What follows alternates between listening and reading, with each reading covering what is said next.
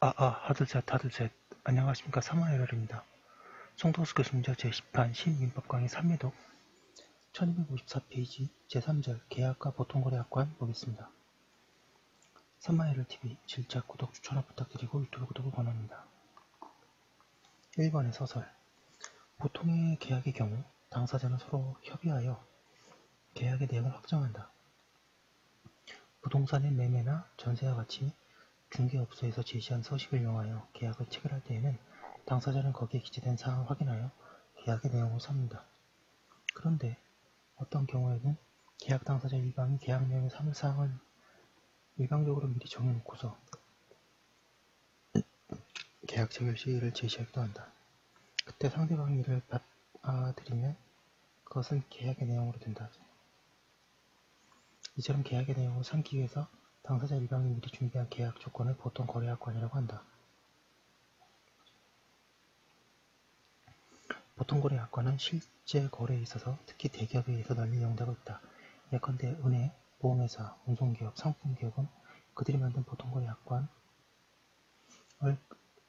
계약 체결에 사용하고 있다. 그 결과 보통 거래약관은 오늘날 경제생활에서 대단히 중요한 역할을 하고 있다. 보통 거래약관은 여러가지 긍정적 기능을 하고 있다. 첫째, 다수의 상대방과 계약을 체결하여 하는 것이 계약 내용을 일일이 상대방과 협의하여 정하는 번거로움을 피하고 신속하게 거래를 행할 수 있다. 둘째, 계약 내용을 통일적으로 규율하게 되어 경영의 합리화를 달성할 수 있도록 하고 있다. 셋째, 거래에 따른 위협을 적절하게 분산시킬 수 있게 한다. 넷째, 법률의 규정이 전혀 없거나 불완전한 법률관계를 포괄적으로 규율할 수 있게 한다. 그런데 보통거래약관은 무시하지 못할 부정적 기능도 있다. 보통거래약관은 약관을 사용자 측에서 일방적으로 준비하는 것이므로 그 사용자에게만 유리한 내용으로 이루어질 가능성이 크다. 1255페이지. 가령 사용자가 사물을 면하거나 모든 위협을 상대방에게 전가하거나 분쟁 발생 시 자신에게 유리하게 해줄 방법을 정해놓은 경우가 그렇다. 그런가 하면 때로는 상대방으로 하여금 전혀 예상할 수 없는 의무를 부담시키는 조항을 둘 수도 있다. 물론 보통거래 약관의 사용자가 약관을 사용하여 계약을 체결하려는 경우에 상대방은 계약 체결을 거절할 수 있다. 그러나 일단 계약을 체결하려면 하면 보통거래 약관에 따라서 계약을 체결할 수밖에 없게 된다. 그 결과 계약 체결의 자유는 있으나 보통거래 결정의 자유는 가지지 못하게 된다. 더구나 보통거래 약관 사용자가 생존에 불가결한 상품이나 용역을 제공하는 독점 기업인 때에는 보통거래 약관에 의해서 계약 체결이 강제되어 체결의 자유까지도 얻게 된다. 그리고 상대방이 청약자를 선택할 수 있다고 하더라도 청약자들이 그들의 이익단체에서 만든 보통거래 약관을 공동으로 사용한다면 결과는 마찬가지다. 결국 형식적으로는 계약 자유가 있지만 실질적으로는 보통거래 약관 사이에 일방적인 명령인 경우가 많다. 이와 같은 보통거래 약관이 중대한 폐단을 가져올 수 있기 때문에 종래 각국의 판례와 학설은 보통거래 약관을 규제하기 위하여 부심해왔다.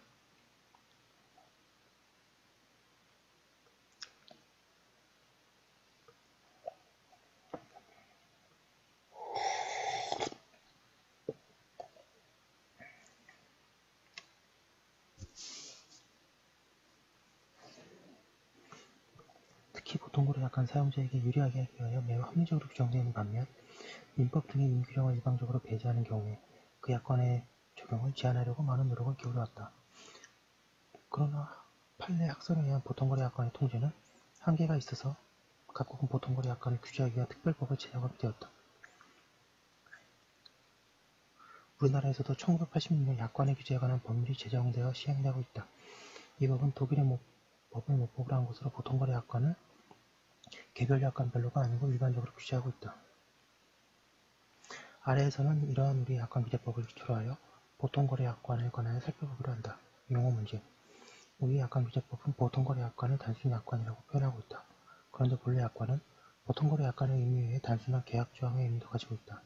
그 때문에 보통거래 약관을 단순 약관이라고 하면 혼동을 가져올 수도 있다.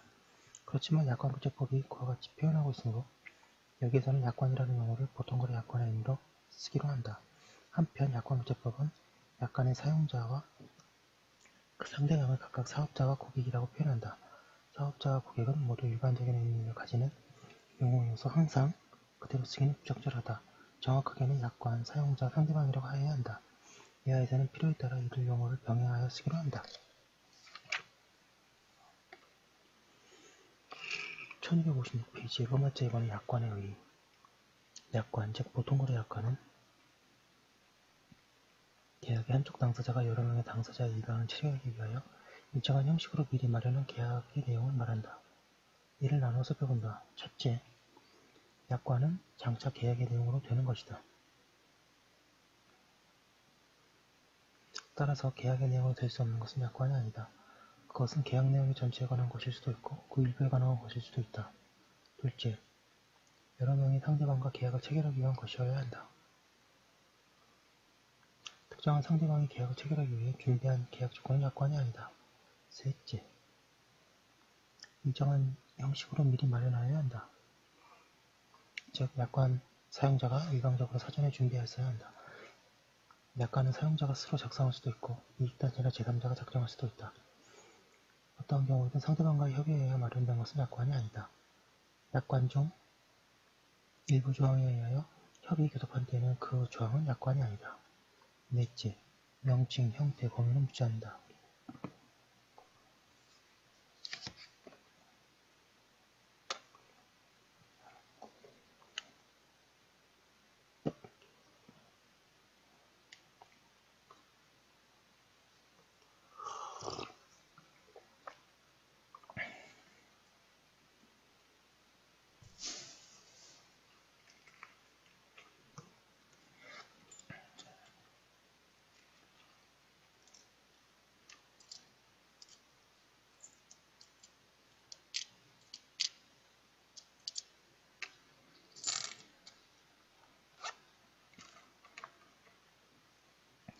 약관은 보통 신용카드 약관, 보험약관 같이 약관이라고 표현하나 거래약정서, 공급규칙, 회원 등과 같은 다른 명칭에서도 무방하다.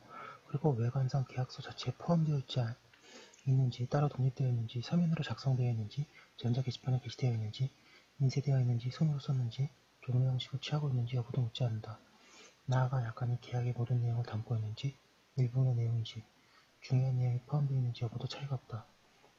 한편 우리 판례는 전기사업법에 의한 전기공급 규정, 예타급 회원제의 골프장의 회칙 중 회원권의 양도, 양수절자 같은 당사자의 권리 의무에 관한 규정은 약관으로서의 성질을 가진다고 한다. 판례 보겠습니다. 사업자와 고객 사이에 교섭이 이루어진 조항은 약관 작성상의 일관성이 없으므로 약관규정법 소정의 약관에 해당하지 않는다고 할 것이나 이 경우 원칙적으로 개개의 조항별로 교섭의 존재 여부를 살펴야 하며 약관 조항 중에 일부의 조항이 교섭되었음을 이유로 그 조항에 대해서는 약관규제법 적용이 배제되었더라도 교섭되지 아니할 나머지 조항들에 대해서는 여전히 약관규제법이 적용되어야 할 것이다. 양가로 위원회 약관규제법에서의 고객이라 함은 계약의 일방 당사자로서 사업자로부터 약관은 계약의 내용으로 할 것을 제한받은 자를 말하고 주택분양보증계약은 주택법에 따라 주택건설을 하는 사업주체가 파산 등의 사유로 분양계약을 이행할 수 없게 되는 경우 피고가 당해 주택의 이행 또는 분양자가 납부한 계약금 및 중도금의 환급에 대하여 이행 부담을 하기로 하는 조건부 제3자를 위한 계약이므로 주택분양보증계약의 당사자는 사업 1257페이지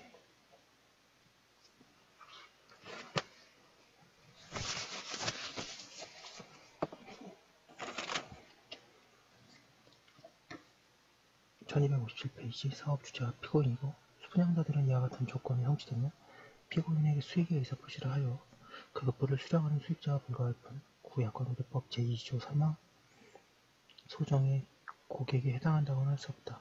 따라서 이 사건 약관규정이 구약관규제법 제6조 2항 제1호의 고객에 대해서 부당하게 불리한 조항인지 여부는 무엇보다도 이 주택분양보증계약의 당사자인 사업주체들의 평균적이고 전형적인 이익을 기준으로 판단하여야 하고 같은 법 제6조 2항 2호에 고객이 계약의 거래 형태 등 관련된 모든 사정에 비춰 예상하기 어려운 조항 또는 같은 법 제7조 3호에서 상당한 이유 없이 사업자의 담보책임이 배제 또는 제한하거나 그 담보책임에 따르는 고객의 권리행사의 요청을 가중하는 조항인지 여부도 사업주체들 기준으로 판단하여야 한다. 약관과 구별되는 것으로 서식이 있다. 서식은 계약의 내용을 삼기 위하여 준비한 것이 아니고 모범으로 삼기 위한 것이다. 그런데 이 서식을 계약 체결에 이용하게 되면 실질적으로 약관과 같은 기능을 하게 된다. 따라서 서신유용하게 계약을 체결하는 경우에는 약관구제법을 적용하는 것이 타당하다.